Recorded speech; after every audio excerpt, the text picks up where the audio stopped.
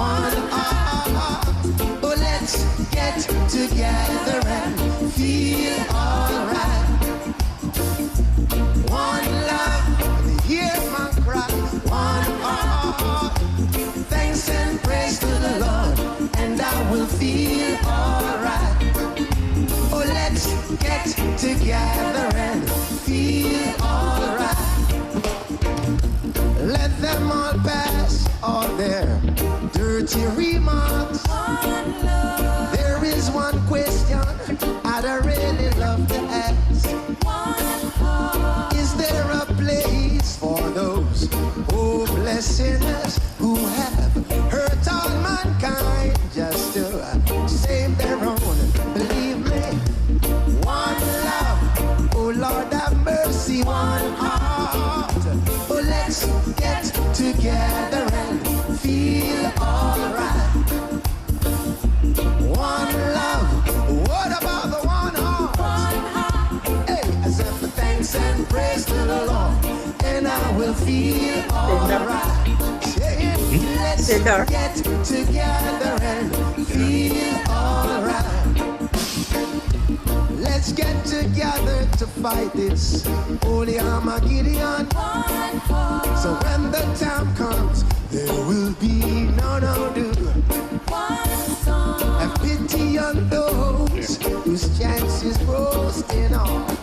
There is no hiding place from the mother of creation.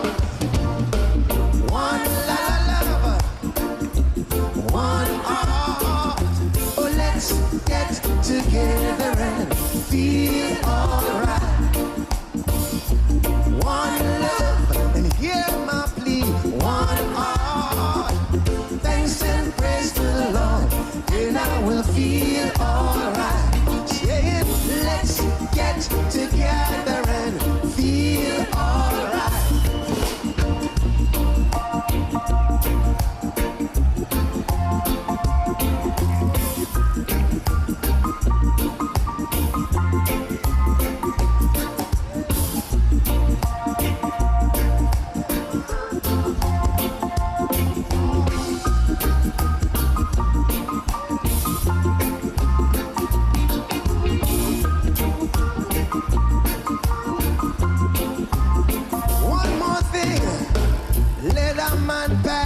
All his dirty remarks. There is one question I'd really love to ask. Now, is there a place for the hopeless sinners who have hurt all humankind just to save their own? Believe me, one love, one heart. Oh, let's get together and feel alright. Hear the children crying. Hear the children crying. Hey, now let's get together and feel alright. One love, one heart. Oh, let's get together and feel alright. One love, and hear my plea. One heart. Oh, let's get together and feel. Say it again. Oh, let's get together and feel alright. In the morning, let's get together and feel alright. Sing it to the children. Let's get together and feel alright. In the wise. Oh, let's get together and feel alright. I said, but let's get together and feel alright. Sing it with us, people. Let's get together and feel alright. Sing it in the morning. Sing it in the evening. Sing it to the children. Sing it in the morning. Let's get together and feel alright.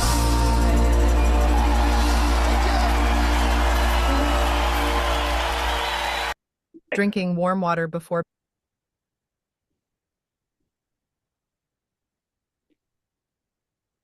Dear friends, I want to welcome you to tonight's Caribbean Fireside Network meeting.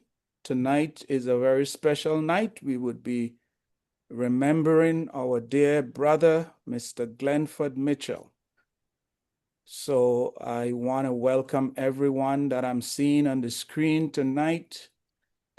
And I want to play this song again, just to get us into the right energy of the Caribbean.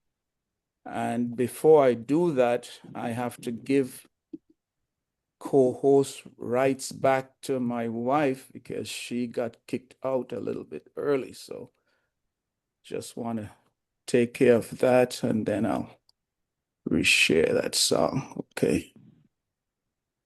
Okay, more. And to me as well, please. Yes. I need help with letting people in.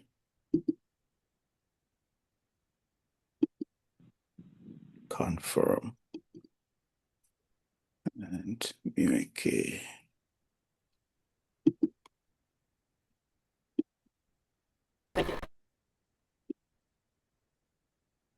Right, so let's do the share again.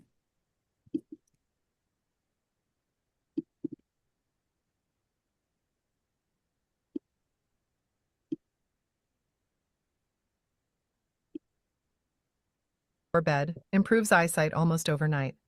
Thousands of people are already doing this every night as they sleep by adding one unusual ingredient to a glass of warm water before bed. If you're long or short-sighted, struggling with floaters, or living with cataracts, macular degeneration, or glaucoma, then pay close attention. Because a recent study out of a top British university suggests that vision problems actually have very little to do with our eyes at all. They found that the real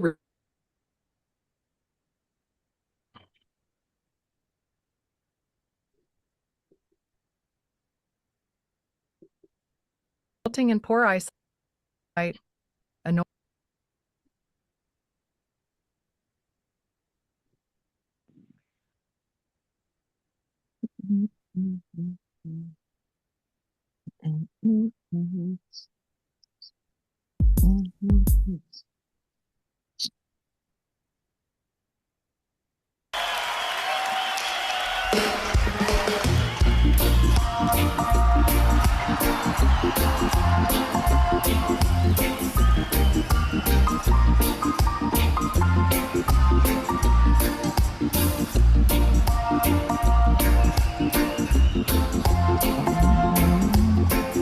Let's get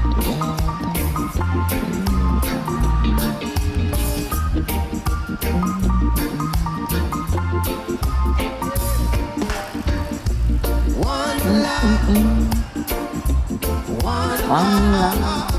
Oh, let's get together and feel alright. One love, hear my cry. One heart. Thanks and praise to the Lord, and I will feel alright. Oh, let's get together and feel alright. Let them all pass all their dirty remarks. There is one question I'd really love to ask.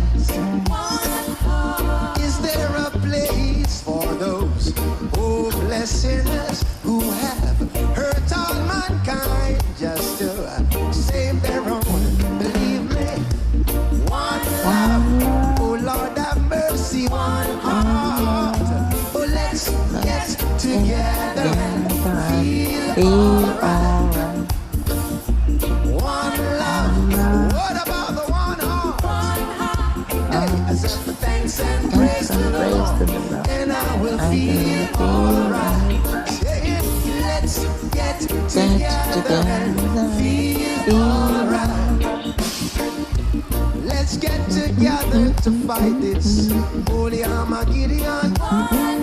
So when the time comes, there will be no do. Have pity on those whose chances roasting on. There is no hiding place from the mother of creation. One love, one heart. Oh, let's get together and feel alright. One love, and hear my plea. One heart. Thanks and praise to the Lord, and I will feel alright. Saying, let's get together and feel alright.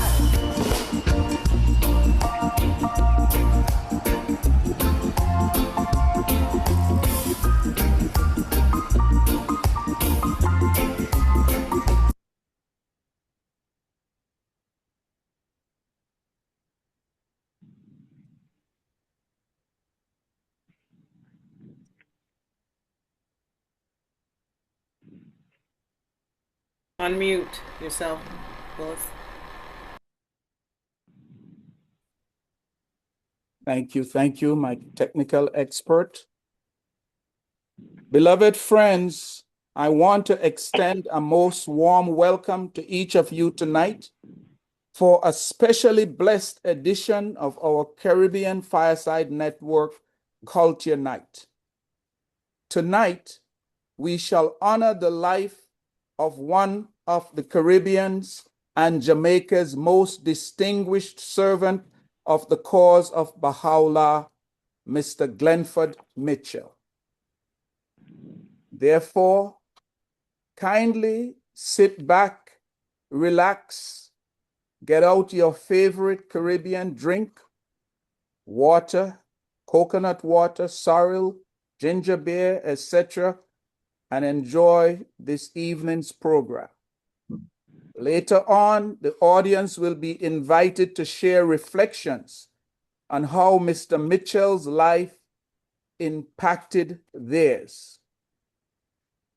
During the next song by Gramps Morgan, kindly put the names of the prophets, saints, and ancestors into the chat as a formal invitation for their exalted presence to be with us in this sacred enclave. So the next thing you will hear is the song from Gramps Morgan, and as that song plays, please put the names of the prophets, the saints, ancestors into the chat to welcome.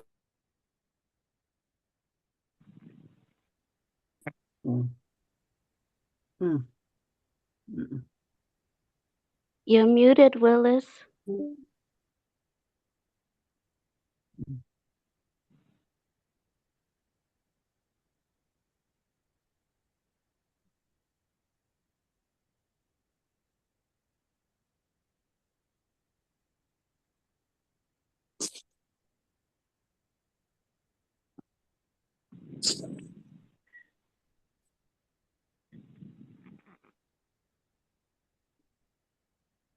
Yeah, I'm just pulling up the other song that I have.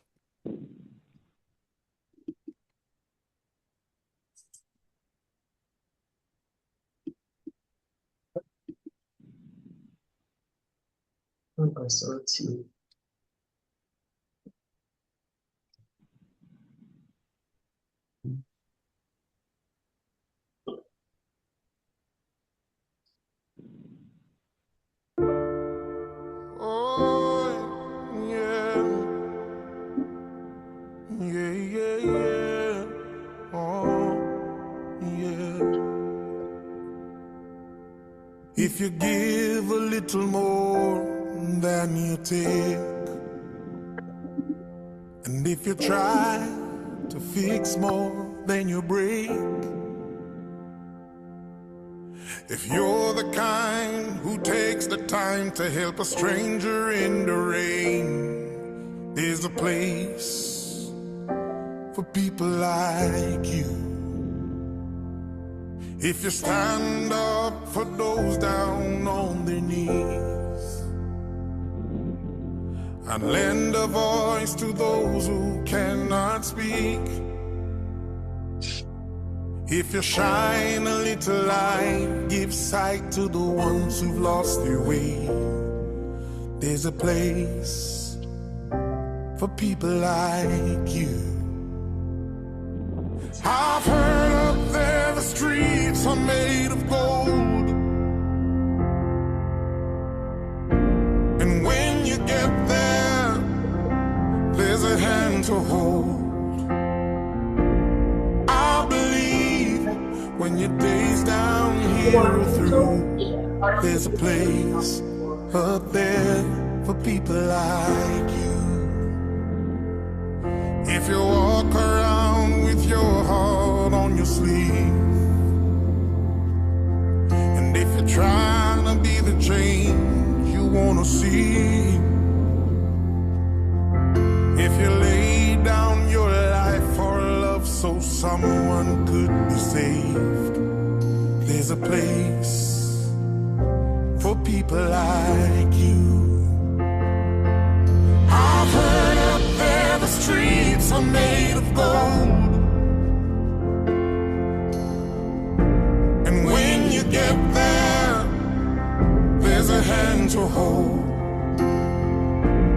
I believe when your days down here are through, there's a place up there for people like you.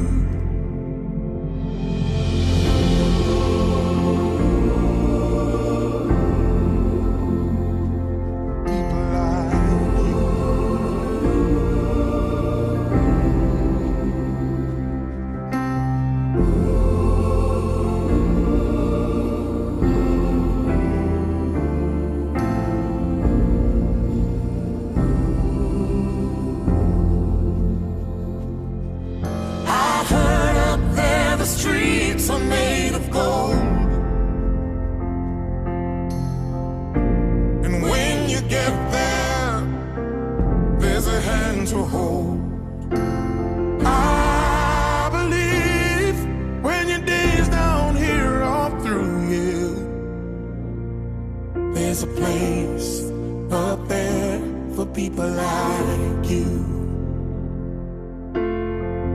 I know you're out there, so keep doing what you do. 'Cause there's a place up there for people like you.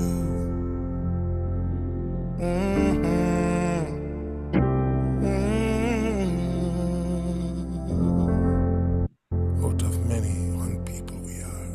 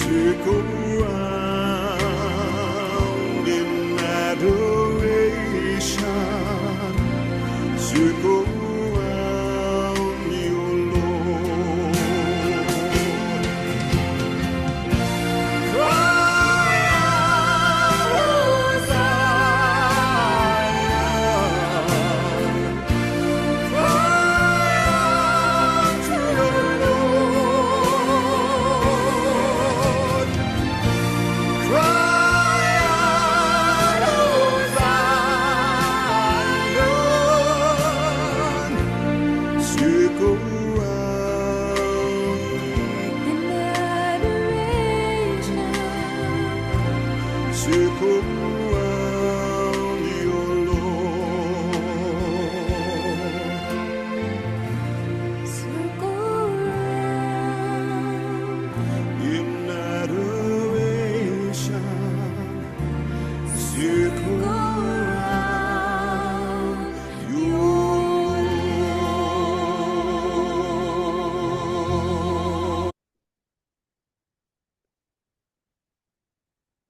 I would like to have Mr. J.C. Walker read a prayer for the departed.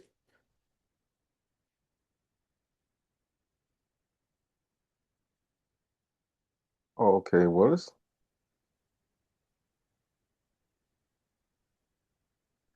Glory be to thee, O Lord my God. Abase not him whom thou hast exalted through the power of thine everlasting sovereignty, and remove not far from thee him whom thou hast caused to enter the tabernacle of thine eternity. Wilt thou cast away, O my God, him who thou hast overshadowed with thy lordship?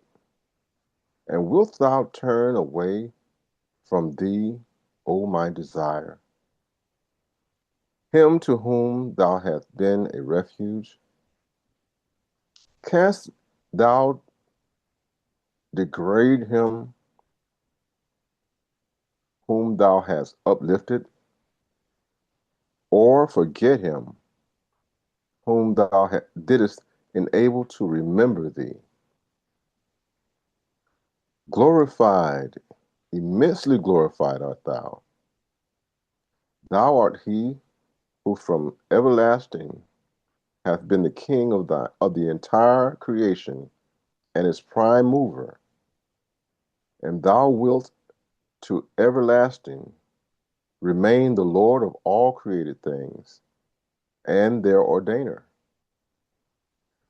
Glorified art thou, O my God. If thou ceasest to be merciful unto thy servants, who then will show mercy unto them? And if thou refusest to succor thy loved ones, who is there that can succor them? Glorified, immensely glorified art thou. Thou art adored in thy truth, and thee do we all verily worship. And thou art manifest in thy justice, and to thee do we all verily bear witness. Thou art in truth beloved in thy grace. No God is there but thee, the help in peril, the self-subsisting. Baha'u'llah.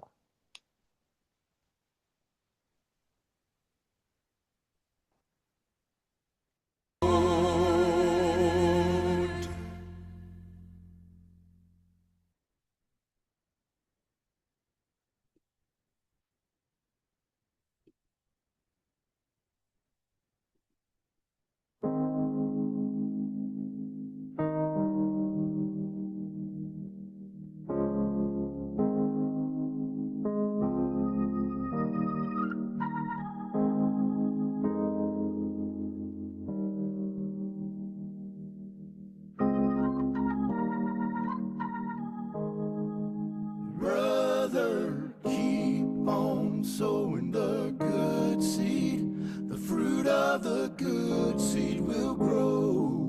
Where good seed is found, sister, keep on sowing the good seed.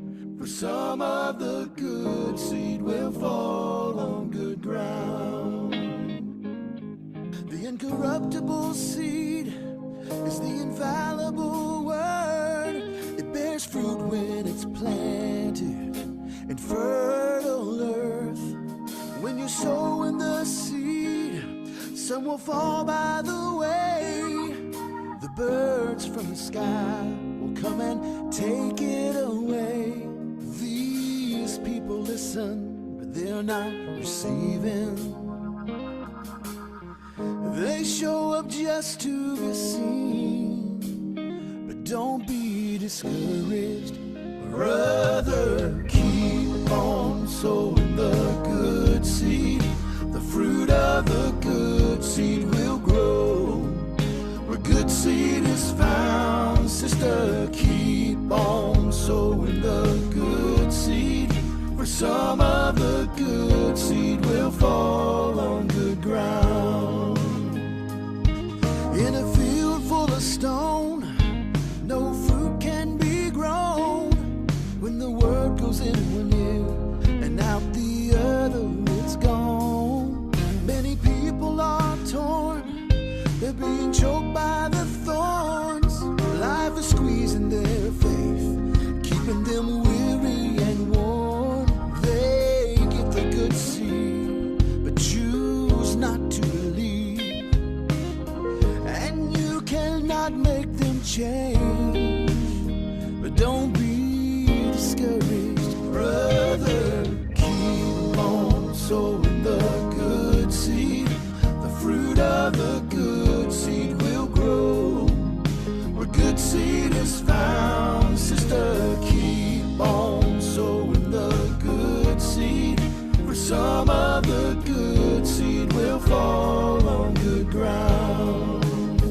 The good ground is where the people are found, who will live by the word, who will lay their life down. If they're not left alone, because the thorns and the stones are still there, but they don't care, brother. Keep on sowing the good seed. The fruit of the good seed will grow. Where the good seed is found, sister, keep on sowing the good seed. For some of the good seed will fall on good ground. Brother, keep on sowing the good seed. The fruit of the good seed will grow. Where the good seed is found, sister, keep on sowing the good seed. For some of the good seed will fall on good ground. For some of the good seed will fall on good ground.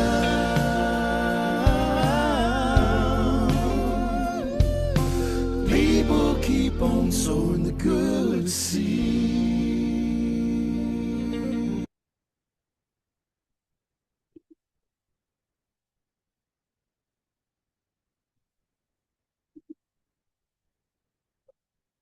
Beloved friends, I want to share a brief tribute to Mr. Mitchell.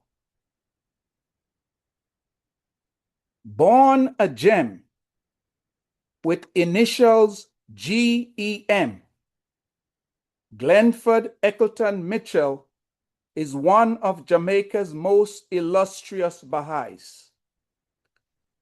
He emulated such spiritual giants like Knight of Baha'u'llah Mr. Julius Edwards, who opened Ghana during the 10-year crusade, and Dr. Malcolm King, who brought the Baha'i faith to Jamaica in 1942 from the United States. Mr. Mitchell's greatness is proof of his noble destiny and his anointing with oil at birth by his grandmother. And I will speak of him primarily in the present tense, because the reality of his life is only now beginning to unfold. I am also convinced that many a book and paper will be written in the future, highlighting the distinguishing features of this erudite, eloquent, and literary genius. He is often identified as one of the most preeminent Ghanaian scholars of the faith during the 20th century on the writings of Shoghi Effendi. The firstborn of 10 magnificent siblings, To Hubert Mitchell and Mabel Shaw Mitchell, his life set a pattern for the younger siblings to follow. These younger offsprings are Ernell, now deceased, Mervyn, Joy, Bernard, now deceased, Delvin, Hector, Emma, Glanville, and Kay. Tonight we have the honor of having some of Mr. Mitchell's siblings, nieces and nephews, and other relatives with us. To you, we offer our most heartfelt condolences and lift you up with special prayers and loving embraces. To his dear widow, Dr. Bahia Mitchell, and their daughter, Dr. Teresa Mitchell, we extend to you our deepest condolences on the loss of your long-standing husband and father. To the relatives and friends of his first wife, Sharon, now deceased, and his dear son, Dennis, now deceased, we send our sincere condolences on the loss of your marital relation. And to each one gathered here tonight, family, friends, and well-wishers, we embrace you with loving kindness and pray that God will console our hearts and fashion us to carry on the great mission of service which Mr. Mitchell exemplified.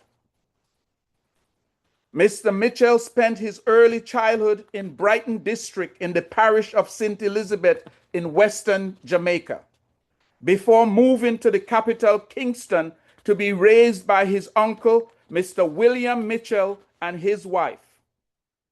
Mr. William Mitchell was an accountant, a Garveyite, and one of the earliest Baha'is of Jamaica, having declared, in 1942. Mr. Glenford Mitchell embraced the Baha'i faith under the guidance of his uncle. Born in 1935, only 10 years before the end of World War II, his early years were full of trials and changes. Mr. Glenford Mitchell completed his primary and secondary education in Jamaica and migrated to the United States, where he graduated from Shaw University with his bachelor's degree in business administration at the age of 25.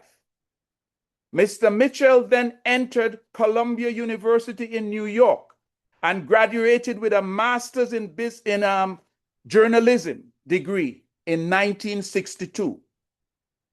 He was later awarded an honorary Doctor of Letters by the National College of Education in Evanston, Illinois in 1980. Mr.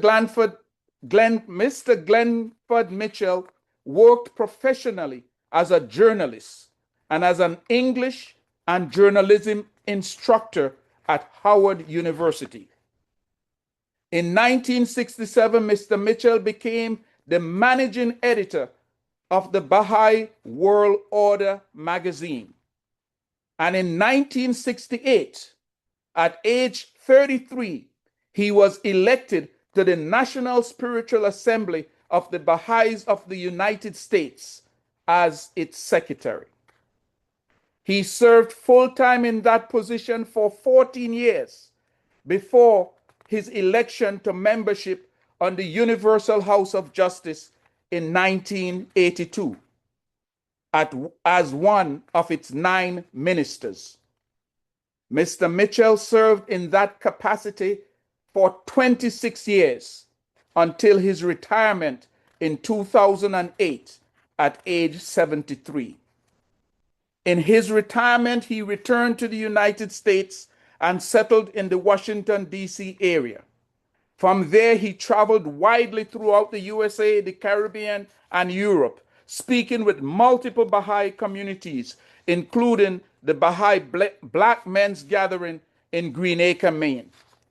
As a prolific writer and scholar, he was working on 3 different books before he became ill and incapacitated around 2012, and thus unable to complete these works. I earnestly pray that someone in the Mitchell family will be able to complete that project.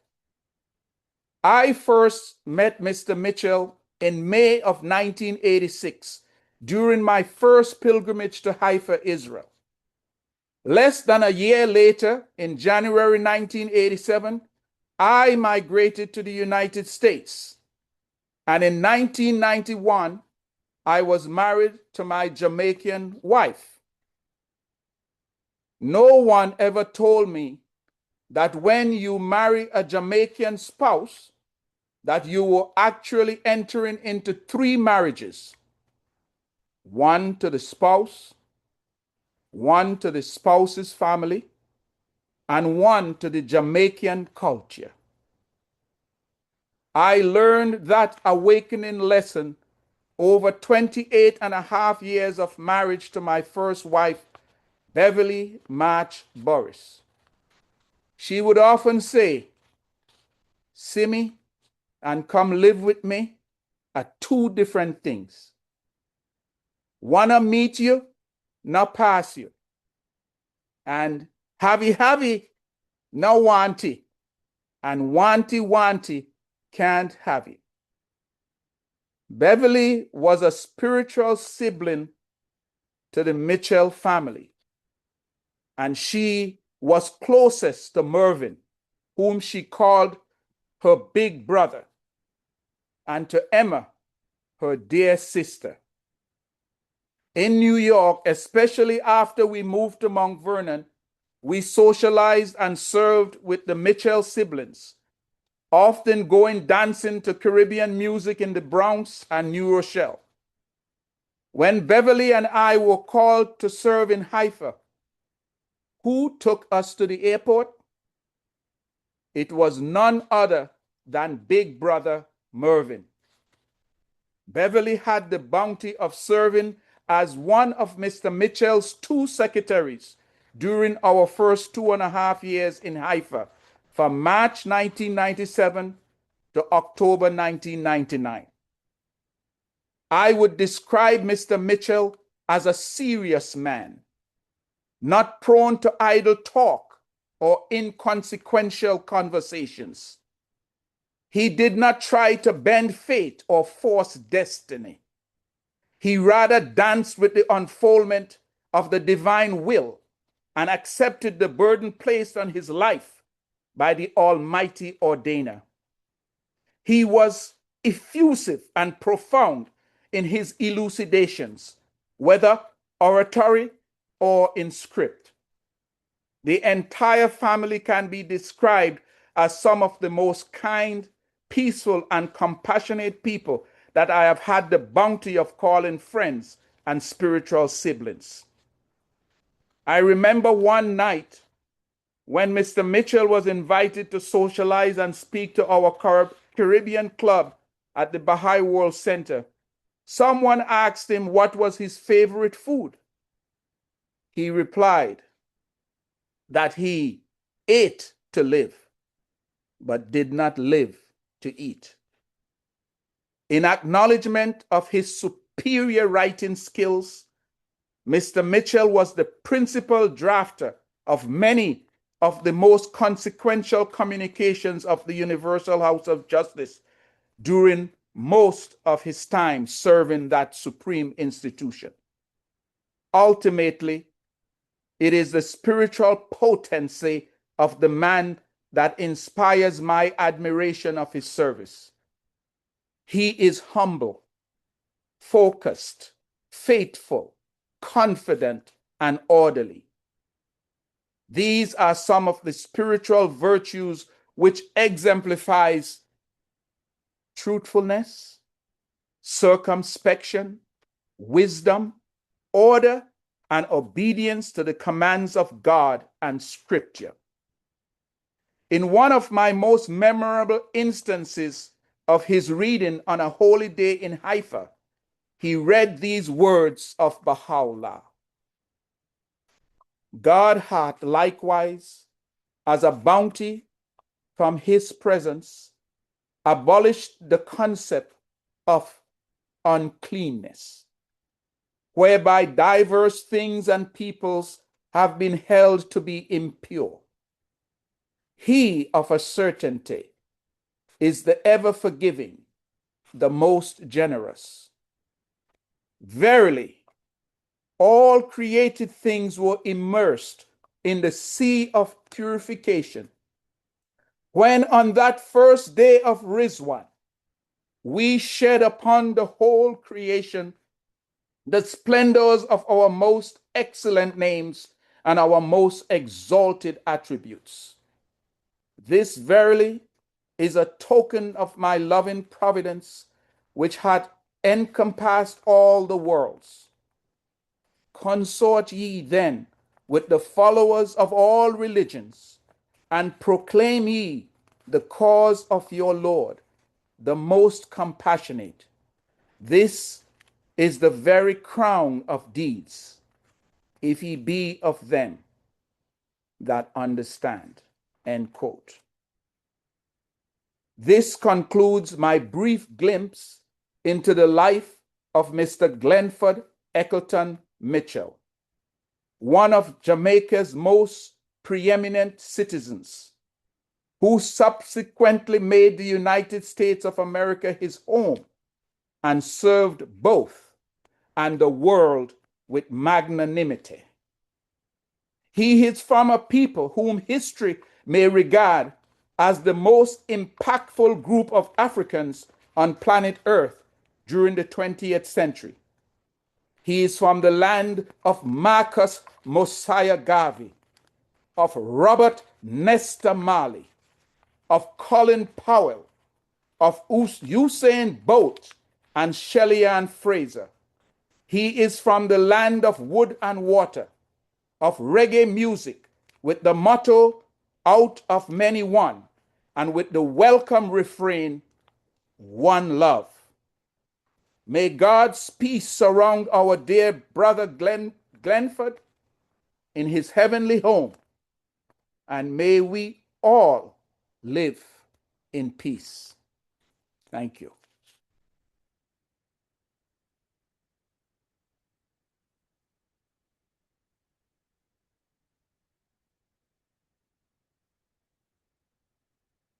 Now I'd like to share a piece of music from one of his favorite artists. He was a lover of Miles Davis, and I am going to share a piece of music from Miles, about 5 minutes of it.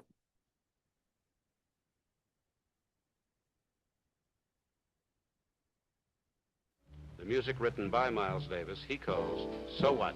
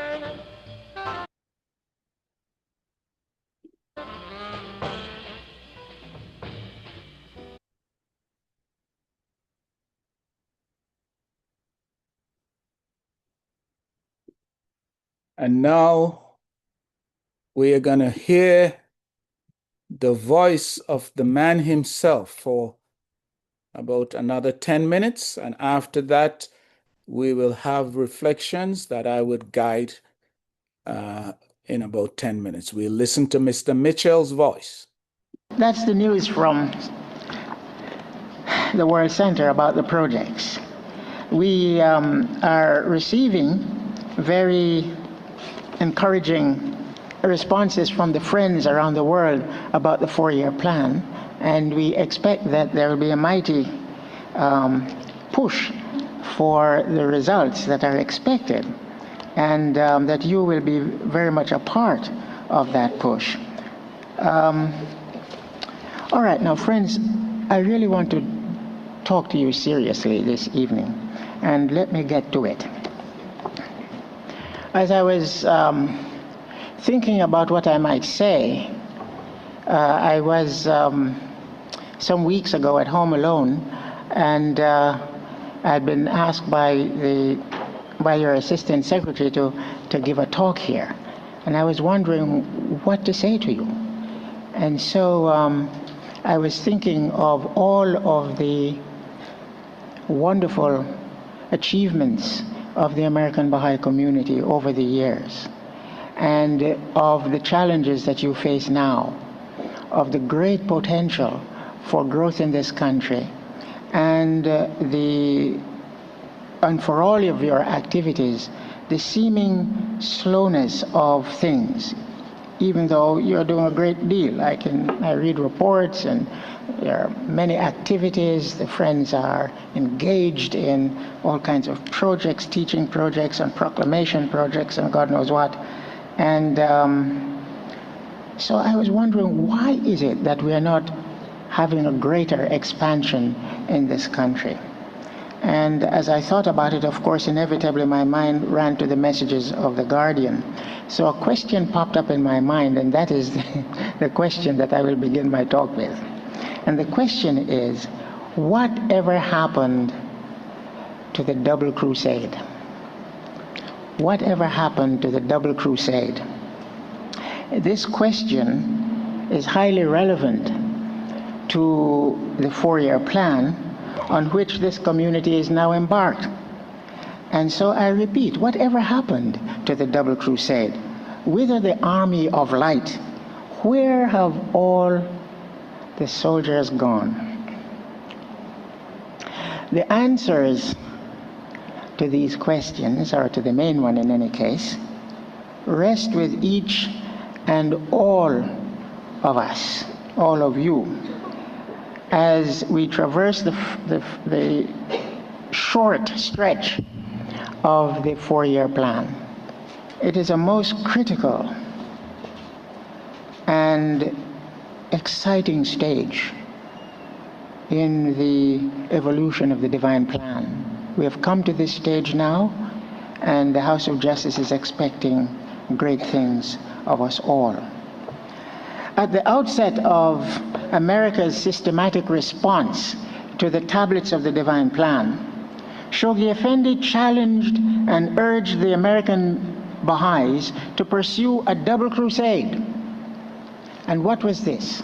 He put it in these words: first, to regenerate the inward life of their own community, and next, to assail the long-standing evils that have entrenched themselves in the life of their nation. The challenge is spelled out in clear detail in Shoghi Effendi's magnificent letter addressed in December 1938 to the Baha'is of the United States and Canada, and published under the title The Advent of Divine Justice.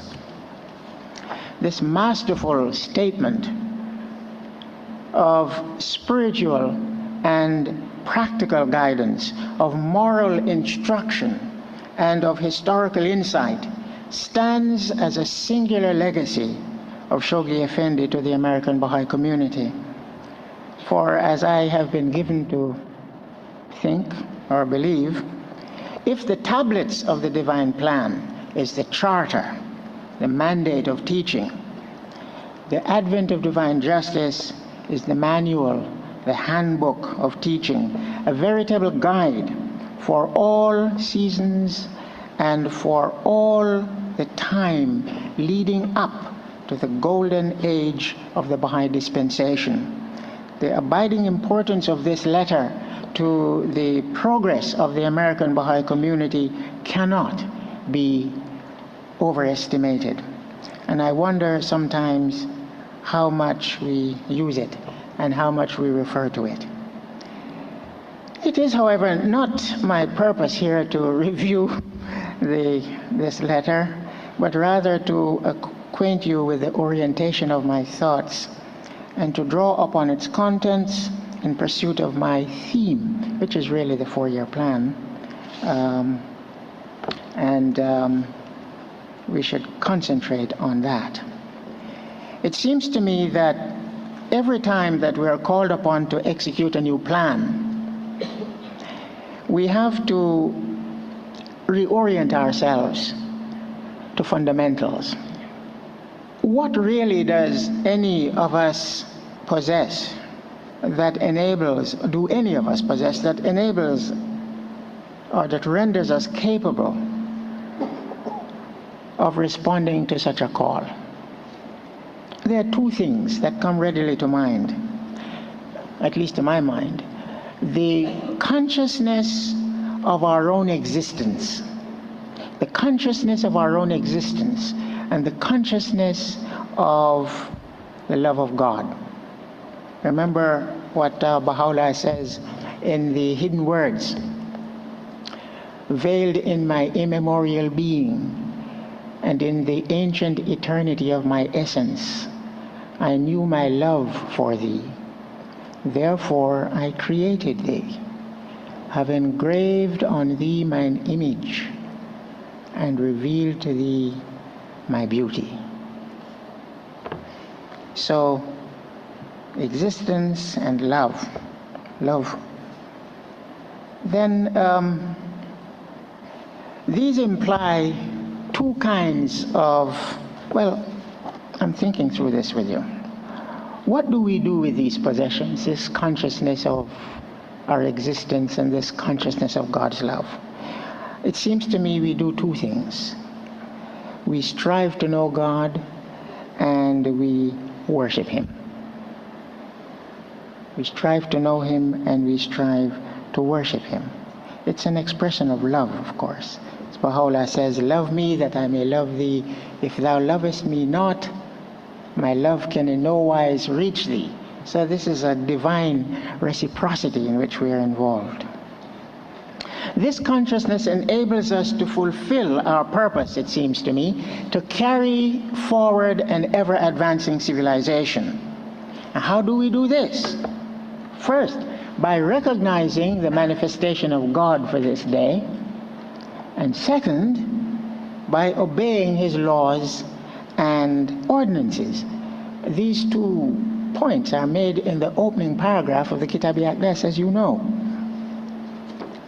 And these 2 points, it seems to me, implies 2 kinds of individual action. An internalizing and an externalizing. Such double action is indicated by the term double crusade, employed by Shoghi Effendi. Let us see what our guardian said, actually, about the double crusade. Remember that in the advent of divine justice, he brings to our attention certain requisites for success in our teaching activities, in our consolidation activities, in all of our Baha'i activities. And you know these by heart. And he now is summarizing these. And he says, dearly beloved friends, a rectitude of conduct which in all its manifestations offers a striking contrast to the deceitfulness and corruption that characterize the political life of the nation and of the parties and factions that compose it. A holiness and chastity that are diametrically opposed to the moral laxity and licentiousness which defile the character of a not inconsiderable proportion of its citizens, an interracial fellowship that completely purged from the curse of racial prejudice, which stigmatizes the vast majority of its people. These are the weapons which the American believers can and must wield in their double crusade. First, to regenerate the inward life of their own community, and next, to assail the long-standing evils that have entrenched themselves in the life of their nation.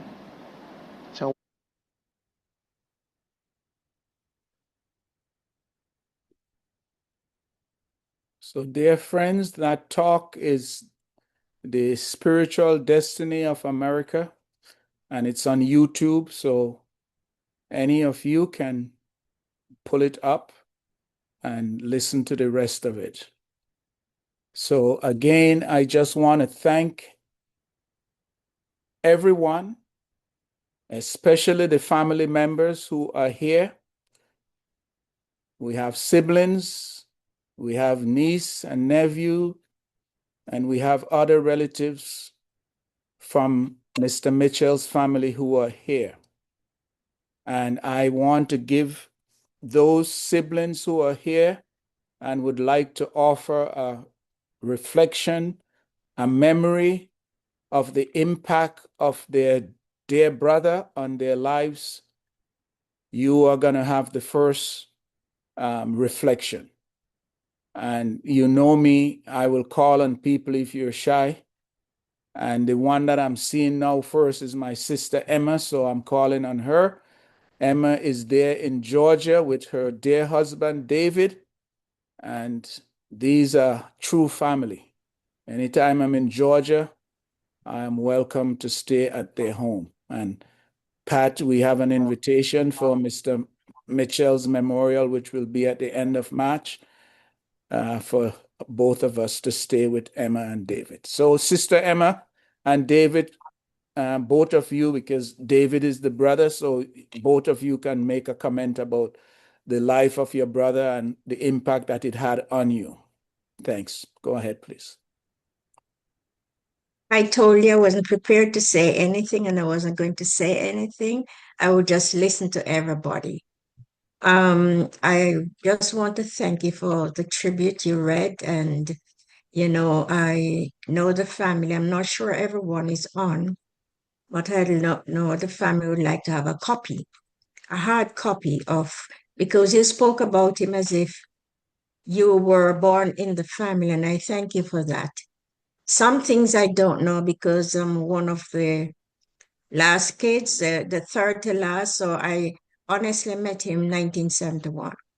So whatever I wanted to know about him, I would ask my older siblings, my sister especially.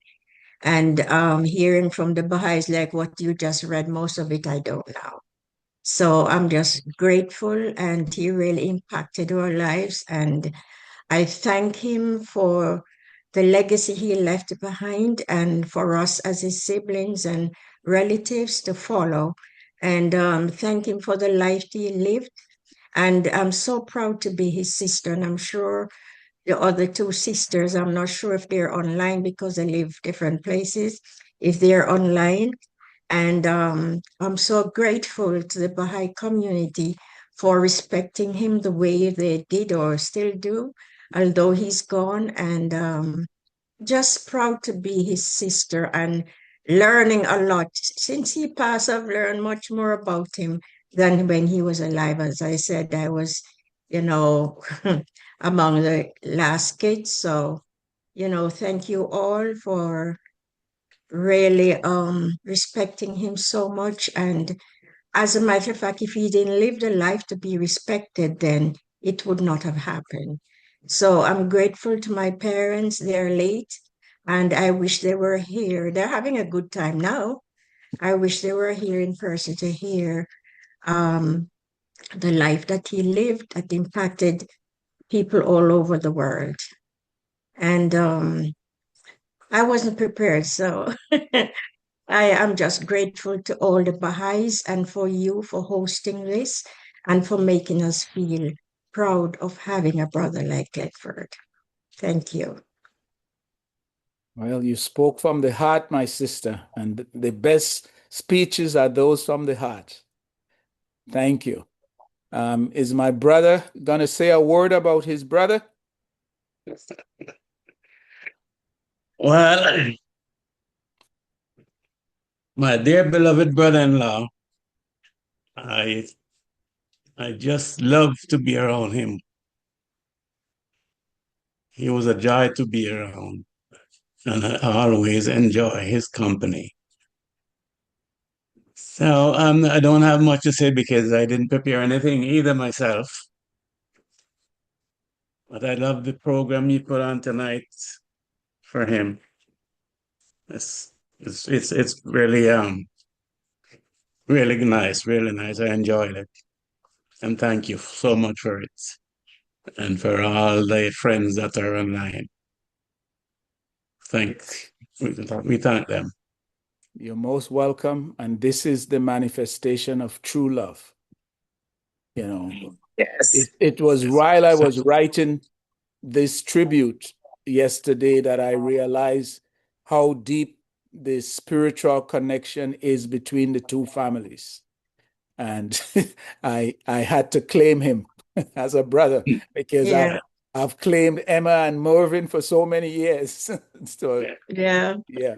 Yeah. But you know, we always looked at him with his exalted ranks as a member of the Universal House of Justice. As I said, the first time I met him, it was on pilgrimage, and there he was serving on that body as a house member. And then I lived in Israel for 5 years after. So he was always in an exalted position. So you humbled yourself to him because of his rank. But during writing this tribute, I realized that he's a spiritual brother. All right. So, Emma, do you know of any of your other siblings who are on? Hi, my name is Renee Maya. I'm the daughter of Glenford Mitchell. I actually have my father on the line, and he would actually like to say a couple of words. Of course. Go ahead, Dad. Hi, good afternoon, Willis. Good to see you. Good to hear your voice. We can't see you, but we can hear your voice. Yes, I was on the line listening to the other tributes from the New York City Baha'i community. And it was such a pleasure to hear that also. And thank you for putting on such a tribute for him. I know I really miss him. I was blessed enough to spend a whole month in Israel with him. And he was such a joyous person. I know the whole world has missed him, even now. But he served the Baha'i community with pride and joy, and we are so grateful as siblings to know that we all come from the same threshold. And we thank you for this tribute. And I'm not feeling too well because I'm in rehab right now, but it was just a time of sadness for us also. So we thank you for putting on this tribute for my brother. Yeah. You're most welcome, dear Glanville. You are most welcome. And I'm glad that you could share your voice and reflections on the love and joy that your brother brought to you as a member of that illustrious family. Yes, so, thank you. Okay. If there's any other sibling, do you know if Joy is on or Kay? Emma, is Joy or Kay on? I don't know. I don't know. I haven't seen them.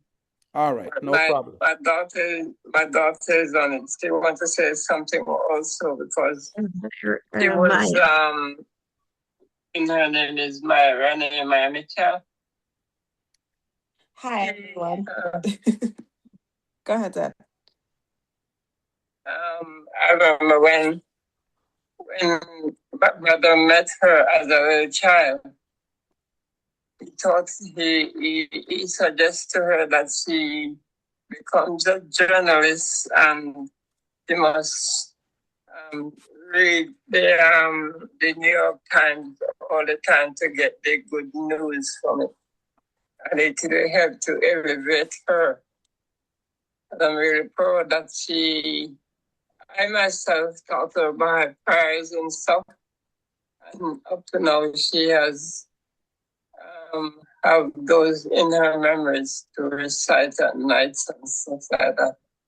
And she grew up to be a very, very nice daughter. We have two daughters, Melissa and Maya, and our son in the field also.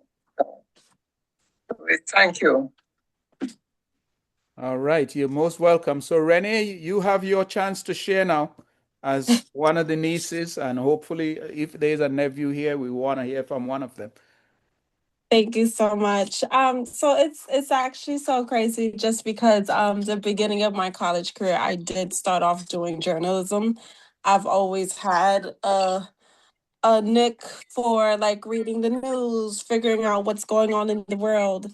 You know, it's just so important to share that information across all states, across all borders. Like in a way, we're all connected. So it's so important just to read up and be mindful and have knowledge about what's going on all in the world outside of, you know, just the community that you live in. I actually ended up changing my major. I started to do film and television. Moving on now, I'm actually in the nursing program. So, you know, it's an honor to know that I'm coming from a lineage of such intelligent, hardworking people, you know. So it's truly a blessing to see where I am right now, to see the family that I'm coming from, and then also just to know that I am creating profound memories for my children and many more to come. So it's a blessing, definitely, to be a part of my family. I really did wish that I got to spend more time with him prior to his passing, but you know, everything for a reason. And I know that my grandmother and my grandfather, they're up in heaven rejoicing because they have their baby with him. And I know that throughout his whole life, they have just been watching over him just in awe and in wonder. Like, wow, look how far my children have bloomed, all of them.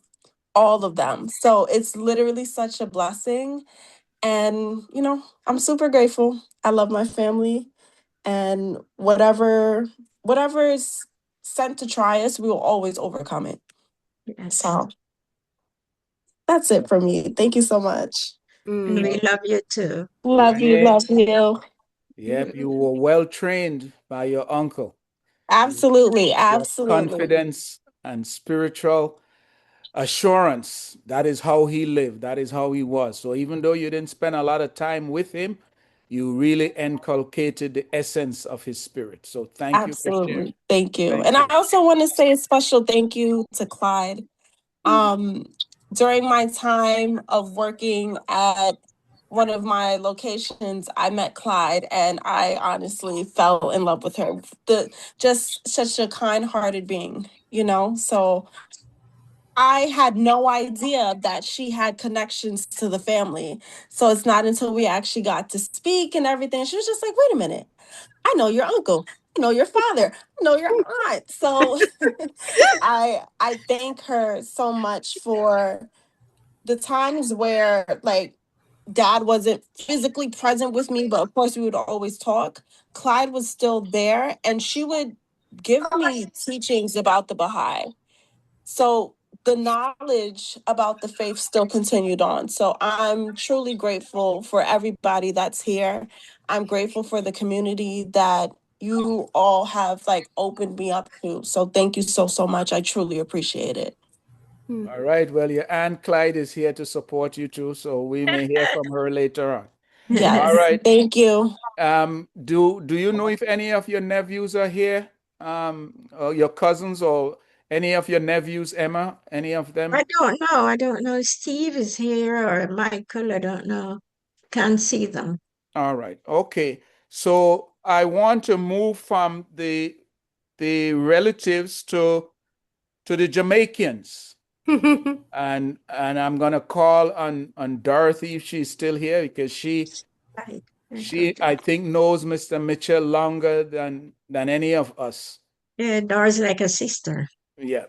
She's a spiritual sister. Open up that mic, Sister Dar, and share a reflection on the great servant, Glenford Mitchell. Hello, everybody. Willis, thank you so much for this evening. I just was agog with your tribute. It spoke so much about, and if you don't mind, I never called him Mr. Mitchell, I called him Glenn. Because I knew him from I was a little girl. Not for very long, but there were this group of young men in the Baha'i community. And I was always agog with the eloquence, even though I was a little bit, I could just sense that these guys were just great talkers. There were the Mitchell brothers, so there was Glenn and Mervyn and Ernell. And then there were the Edwards brothers, Roxy, his brother, Victor, Julius. I didn't know Julius too well. And then there was Hopton Fitzhenley. Their dads were all deepened Baha'is on whom the community was built. Uncle Mitch, oh, I adored him. I loved him. And while everybody in the community was afraid of him, not Dorothy, I would just give him a hard time. So that was Glenn's uncle. Then there was Mr. Fitzhenley. No, I never gave him a hard time. And I didn't know Mr. Edwards. So these young men were vibrant in the community. They had this really strong young people's group. I didn't know much about it, but I could see budding around in activities. And most of the activities were held at the office of Mr. Mitchell on Church Street. I remember vividly the evening they were having the farewell for Glenn. Glenn had received a scholarship to go study in the United States. And because he and Houghton had been so close, the banner in the little hall that evening said Glenn Hope, and the two of them were just bubbling off, talking and talking. Willis May was about 10, so I mean, I remember all those things. Anyway, I think the next time, no. So then I knew that Mr. Mitchell was doing so well in the Baha'i community in the States and served on the youth committee. And then he was appointed, no, after the youth committee, he was elected to the National Spiritual Assembly of the Baha'is of the United States. And of course, we in Jamaica, look at Jamaica, we have a Jamaican man on the NSA. Wow, that was just precious. I remember distinctly, though, the night that Mr. Amos Gibson, who was the only Black person serving on the Universal House of Justice, it was a feast night, and a letter was read to say that Mr. Gibson had just passed. And I looked at Mervyn, something just said to me, and I looked at Mervyn and I said, Mervyn, there goes Glenn. And Mervyn looked at me. Now, I had the big fortune to be in Chicago. I was on a course. My office sent me on a course. And I was in Chicago when the election results for the by-election results were announced. And it was Mr. Mitchell. So me with my bright self, the next morning, I phoned him and I said, Mr. Mitchell, let me be the first Jamaican to welcome you and congratulate you on being elected to the Universal House of Justice. Now, Mr. Mitchell's a very humble person, you know. And he said on the phone, quite, I could hear the kind of consternation in his voice. And he said to me, Dorothy, congratulate me for what? So, you know, he would speak that high tone. For what? And I knew I better shut up my mouth. So I didn't say anything else. It was when I got the bountiful opportunity to go serve at the World Center that he and I were chatting one day, and he said to me, Dorothy, he remembered that he had sounded quite kind of cross when I spoke to him. And he said, I didn't mean to be cross, you know, but I was so taken aback. I couldn't understand what was happening to me. How did this happen? How did I get elected to serve on the Universal House of Justice? So it just showed his humility. He never ever thought that way.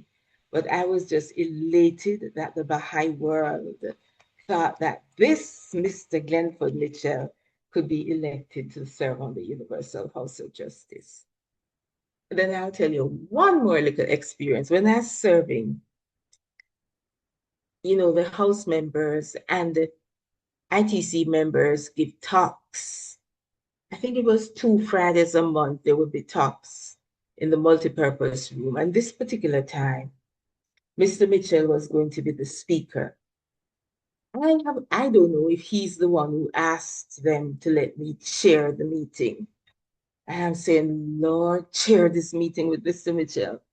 So I sat down and I wrote up a whole lot of things about him that I was going to say in my introduction.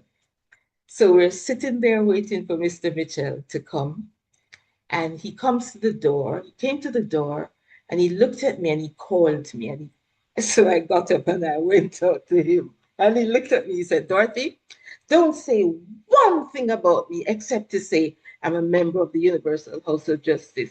I guess he figured that I was going to go up there and be gloating about him as a Jamaican. And he said to me, don't say one word about me. So I just was crestfallen, and then I went up and I introduced him and he gave his lovely talk. But such humility. And he had such a sense of humor as well. One night, we Caribbean people decided we were going to have a party. Now, you know, it was in the flat of one of the friends, and the music was loud, the food was good, we were laughing and talking, and it just kept going on and on. And then we said, my God, the neighbors are going to report us, because we really went on for a long time. So they asked me now, me's the bold one, I must go to Mr. Mitchell and ask him if it comes up in the house meeting, he's to please talk up on our behalf so that they don't send us home. So I went to him the next day and I said, Mr. Mitchell, we had a party last night and it was a raucous party. We were making noise and the music was going and we were just having fun. And perhaps the neighbors are going to report us. So I said, please, if they report us, will you take up for us, say something in our favor so that we don't get sent home? So he looked at me and he said, of course, Dorothy. I'm going to tell them that when we Caribbean people have a party, we kick up, and in his high voice, we kick up our feet. So I was killing myself with laughter. But Mr. Mitchell was serious. He had a sense of humor, and we were just all elated that he was from the Caribbean. So bright, so smart, such a knowledge of the faith. I can never, ever forget that gentleman. Never. That's my sharing. Mhm. Beautiful, beautiful, beautiful. By the way, was Willis at that party? No, No, I Willis wasn't there yet. Oh, We only before. we only overlapped like 4 months. Okay. Yeah. Yes, yes, yes. I collected you at the airport, correct? Yes, you of course you wouldn't let Bev come and not pick her up. And Yes, I was yes. the honorary Jamaican, Jamaican, yes. or what I call the adopted Jamaican. Yeah. Well, Mr. Mitchell was just All right. such a sweetie. Do we have any other Jamaicans on the line that knew Mr. Mitchell that wants to share reflection? Dorothy, do you see any other person from Jamaica here? I didn't. I don't know if they came after the last time I All looked. right, so we'll move to other Caribbean islanders who are here, and I see two of my brothers are here. I don't know if I know Ellis has met him. I don't know if Stephen ever met him, but if you all want to share a brief reflection, keep it to a minute or not a minute, 2 to 3 minutes, because we have a lot of people would like to share. So Ellis and then Stephen, if you want to share a reflection on the life of Mr. Mitchell, anything from his talks, meeting him, whatever. Go ahead, please. I had the bounty of meeting Mr. Mitchell when I went on pilgrimage. Very humble gentleman, but he doesn't leave out the humor that he walks with all the time. So I said, I saw you on some video. I saw you on a video, Mr. Mitchell. And he said, that is getting kind of popular. I'm kind of scared of that. So, so he was just giving a joke, really. But in reality, he was a wonderful soul. Those persons who have spoken before have captured the highlight of his being, and I don't want to reiterate what they have said, but that soul, that gentleman, is being blessed by the concourse on high, and I'm confident that he is there with the prophets, conversing and chatting. Thank you. Thank you, Ellis. Stephen, any reflections on Mr. Mitchell? Right. The first, thank you, and blessed good night to all, and salute to the Jamaican community and those who have met him personally or served him directly in some capacity.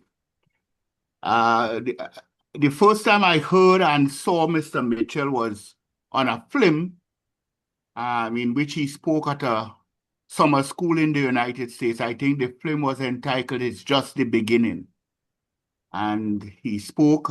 I was very impressed by his eloquence. And it was a time in the younger times of the faith when there were all these idealism and so forth. So just the beginning was just an appropriate title, because it was just the beginning of greater and more wonderful things to come. But I would have seen him in Haifa when I was there, if I could recall. Yes, I did see him. I didn't meet him, but I saw him in person.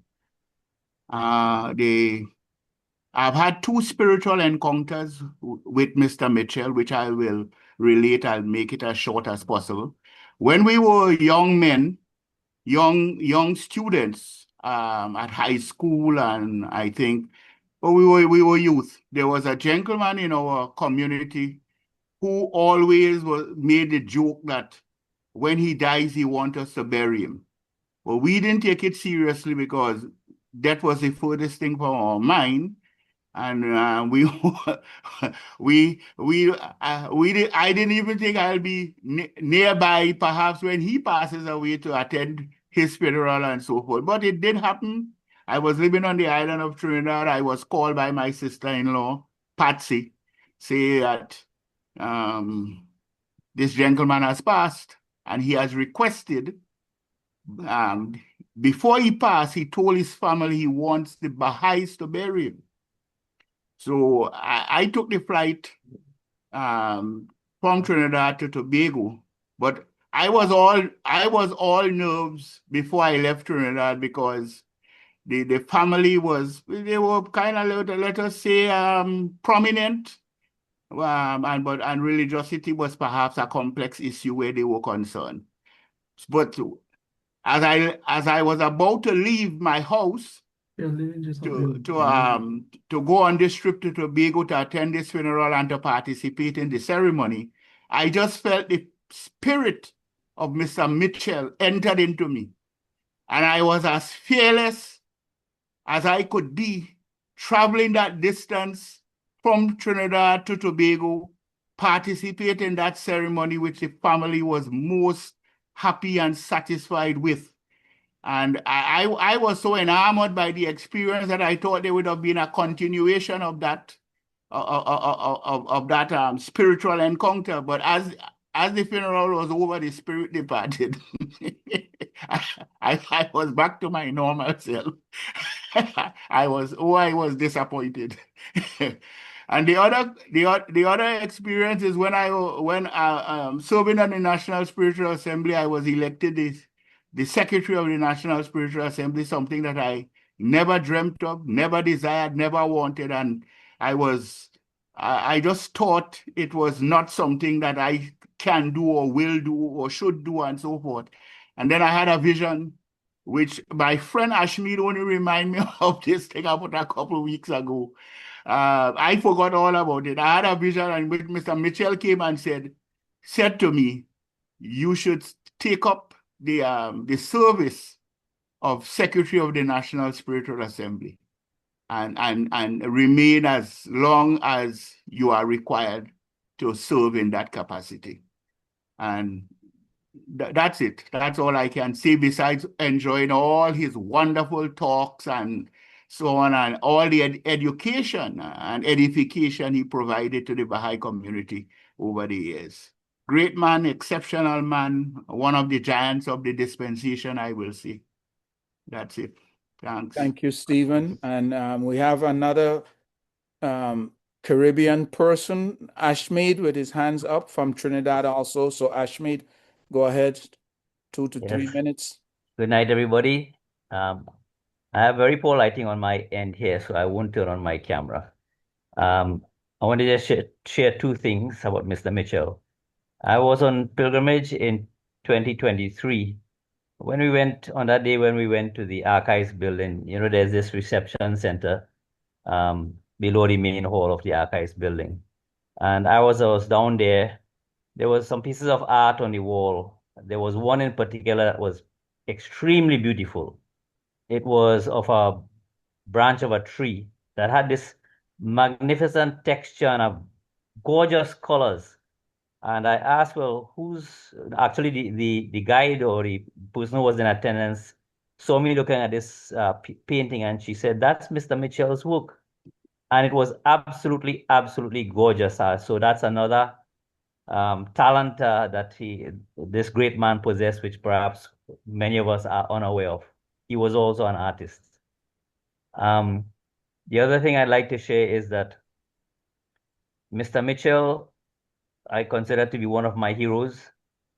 Coming from Trinidad as a young Baha'i in the 80s, and coming to know that there was this Jamaican brother serving on the Universal House of Justice, gave me tremendous pride and helped to cement in my mind how glorious this revelation is, this revelation of Baha'u'llah, that here is a Caribbean brother serving in the highest institution of our faith.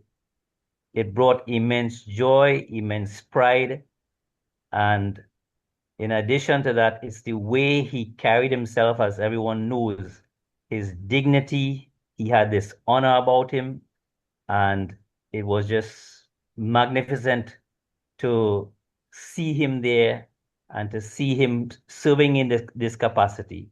And we're extremely blessed that we should have had this bounty. Did meet him once or twice on pilgrimage, very, very briefly. And but I have to admit, I was also a bit intimidated by him. He just seems to be so serious, so focused, so magnificent.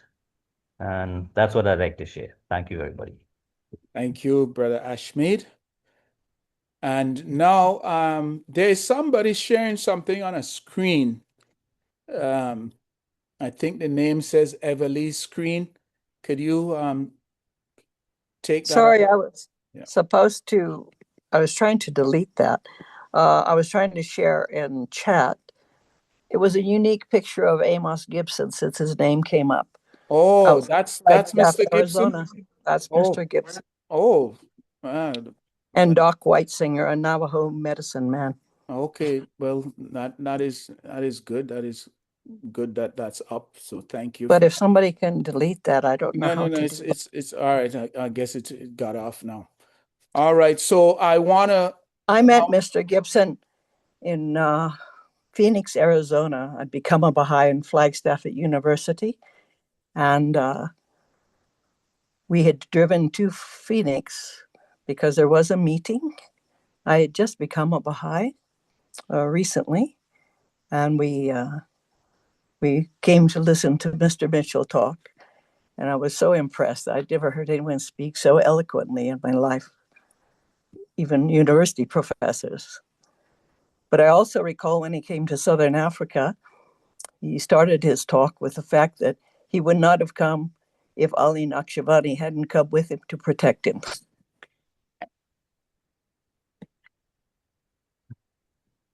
But he was a wonderful speaker. I really loved listening to him. And Everly is all the way in Zimbabwe, so it's in the wee hours of the morning on Saturday. Well, it's now 4:30, and that's my usual Okay, awakening still night. time. Okay. No, I usually get up at 4:30. So okay, all right. Well, thanks for making the sacrifice to join us tonight to honor the memory of Mr. Mitchell. Thank you very much. All right, as I said, the floor is open. We have another like 20 minutes, 23 minutes for anyone else who would like to share reflection on Mr. Mitchell or anything that you experienced in tonight's program that you would like to reflect on. So you can use the reaction button to the bottom. Some people have the raise hand screen, which is separate from the reaction, and some people have the raise hand on the bottom of the screen. So use whichever one. All right, dear Clyde, go ahead, please. Thank you. I'd like to share that Mr. Mitchell, every time he would come to the States, and he would come to Mount Vernon, New York, where I live, and his brother Ernell, Merville, and Glanville we all were on the local spiritual assembly together. And every time he would come to Mount Vernon, he would visit his brothers, he would invite the Baha'is in Mount Vernon to come over, and he would sit and give us talks. But what I always remember, we always would laugh to ourselves, because he would talk, and he would be talking about so many amazing truths in reference to the Baha'i faith. And then he would say, friends, I know you are aware of the book, the page that I'm referring to. And we all would look at each other like, oh my God. But he would always give us that, like, I know you know what I'm sharing with you. And that was something that I always loved. He didn't, because we didn't have any idea at some times what he was talking about, but we learned so much. And also the fact that he would take the time when he would come to visit to share with the members of the local spiritual assemblies or the Baha'is of Mount Vernon. And then I also had the blessed bounty and opportunity of meeting him several times when he would come to the Baha'i International United Nations office where I worked. And I too was able to see some of his artwork. He'd take these photos of trees. Beautiful photos he would take of trees. And when I worked there, they were hanging up in the office. Some of his work was hanging in the office. So my heart is heavy, but I'm so grateful to have the bounty to have known this soul in the way that I've known him over the years. And then I just want to say to Renee Mitchell and just say to everyone that what a blessing it was that I got to meet her. She was the office manager where I live. And I think I was in her office one day and I mentioned something. Oh, I think I gave her a quote on the Baha'i Faith. And then, have you ever heard of the Baha'i Faith? And she looked at me and she said, my father is Baha'i. And I was like, what is your father's name? Where does your father live? And because I was like, I know all the Baha'is in this area. And I knew her last name was Mitchell. And she told me that Glanville was her father. I got up from my seat. She was sitting at the desk. I closed the door to the office because I didn't want everybody in the building to hear me because I was literally screaming. I was like, oh my God, I know your father. I know your uncles. I know your aunt Emma. I know your family. And I was so excited. And this woman is so professional, such a light as a building manager. And I would always say to her, I hope you know who you are. You are a Mitchell. And I showed her photos of Mr. Mitchell, Glenford Mitchell, with House of Justice members. And so thank you, Willis. I was on another memorial that was offered by the Baha'is of New York City. And I said, well, I'm going to check out the Caribbean memorial as well. So I'm so pleased that I was able to attend both of these memorials. And so thank you, Willis. And Willis also, for those of you who don't know, used to live in Mount Vernon as well. And he was on the assembly as well at one time. So I've learned a lot about Tobago, Trinidad, Jamaica, all over the Caribbean islands. So thank you all. Yahweh. Thank you, Clyde. You got to make a trip down there. I know, right? All right. So Sister Renee, your hand is up. So Yes, I just wanted to, following off with what Clyde said, I actually posted the photo that she gave me of my uncle at it's actually at the 8th International Baha'i Assembly. I put that in the group chat so everybody could just take a look. And, looking at the picture, he was the smallest man in stature, but his energy is just so loud in the photo. So that just shows the type of person that he was. You could tell that he's humble, but the spirit, the energy that radiates off of him, it speaks for itself. So I just wanted to point that out. Thank you, Clyde. Thank you, sweetheart. That's a beautiful photo. Save the chat, everybody, so that you have this memory, this precious gift. Thank you, Renee. All right, we have other friends here. So anyone else who would like to share a reflection, we have another 15 minutes. And then I'll ask one of the family members to offer a closing prayer. So maybe, Renee, you're going to be carrying on the torch, it seems. Do you have a Baha'i prayer book, Renee?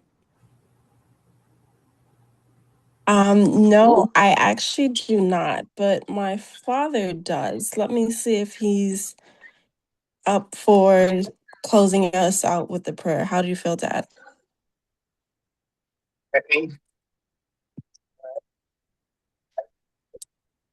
He's gonna grab his book and turn on Not his right light. this minute. We're gonna go. In a second, Dad. We're gonna Give go for yourself another to awesome. 10 minutes. So give anyone else who is here a chance to offer a reflection, a memory, or just a comment on this evening's recognition of Mr. Mitchell, even if you have never met him, but just from the experience tonight. All right, if we don't have, because of time, there was one song that I had skipped over. All right, Gary is hand is Yes, up. So I Gary, was go going to ahead. say the same. Thank you. I had never met him, but my dear significant other, her parents were really, they worked, I guess they were in the Holy Land at some point together. And what I've been, the accounts, I was also, thank you, Clyde, for the invitation tonight. In the New York Memorial, Mr. Roberts spoke, and just everything learning of this labor of which for this beloved cause, it's inspired me to just, I know the concourse on high is waiting to assist, and I'm calling on him. So I just thank for his service. I know I'm here in this faith because of the labor that he did for this beloved cause. And I thank the family for sharing him with us all. So with that, I have to sign off because I have the prayer jam, and we're going to dedicate tonight. Part of that as well is to him, as we have been as well. So thank you all again. Aloha pa. Thank you. Gary, in Willis, Gary, in Allow Willis. us. Gary, can we sing something, maybe Wade in the Water or something together before you leave? If that's okay with It's okay Brother. You want to sing it live, or you have a recording of it? Sing it live, Gary and I. Okay, please go We ahead. we kind of do this on a prayer call every morning. Okay. You ready? Wait, Are you okay with it, Gary? wade in the water, or he that puts his trust in He God? Which that one? puts his trust in God. Okay. Okay. Go ahead, start. Aloha pa, aloha pa, aloha pa. Aloha pa, aloha pa, aloha pa. Aloha pa, aloha pa, aloha pa. He who puts his trust in God, God will suffice him. He who fears God, God will send him relief. He who puts his trust in God, God will suffice him. He who fears God, God will send him relief. God will send him relief. God will send him relief. He who puts his trust in God, God will suffice him.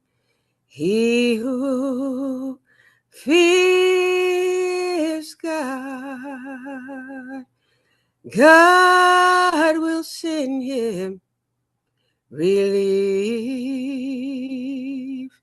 He who puts his trust in God, God will suffice him. He who fears God, God will send him relief. It's for the Mitchell family. Yah Baha'u'llah. Always in my prayers. Yah Baha'u'llah. Thank you, Gary.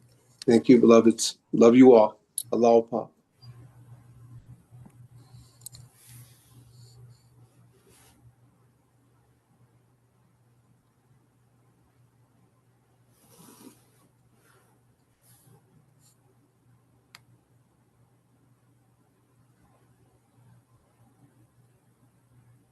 Beautiful. Thank you, Clyde and Gary. And 10:49. So this is the last call for anyone who would like to share a reflection on Mr. Mitchell or a reflection on the evening. And then we will have the closing prayer by Mr. Mitchell's brother, Glanville. Number 9 of 10. Alrighty, Dad. Go ahead. Let's pray. Oh, my Lord, this is a lamp lit by a fire of thy love, and ablaze with the flame which is ignited in the tree of thy mercy. Oh, my Lord, increase and enkindle the heart, and heat the flame with the fire which thou enkindled the snare of thy manifestation. Verily, thou art the confirmed and assister and the powerful and generous of the living. Allahu Akbar. Alhamdulillah. Allahu Akbar. And I would like to read the prayer that my dad, him and my mother, he created this prayer for me and my siblings to say every night before we go to sleep. But he actually showed me exactly where this prayer comes from. So it says the prayer for illumination. Praise be unto thee, O my God. I render thee thanks for having rescued me from the abyss of self and passion, led me unto thy straight path in thy most great announcement, aided me in this attainment at a time when most of thy servants had turned away from thee, illumined my heart with the light of thy knowledge, and caused me to turn towards the dawning place of thy splendors. O Lord, I beseech thee by the ocean of thy mercy and the heaven of thy grace to pierce the veils that have hindered thy servants from turning in the direction of all highest horizon. O Lord, deprive not thy servants of the ocean of thy verses, but thy might wert thou to reveal unto them what thou hast made known to me. They would forsake all that they possess in favor of that is which thee. Thou art the Almighty, the ever bounteous, the all-knowing. Beautiful. Thank you.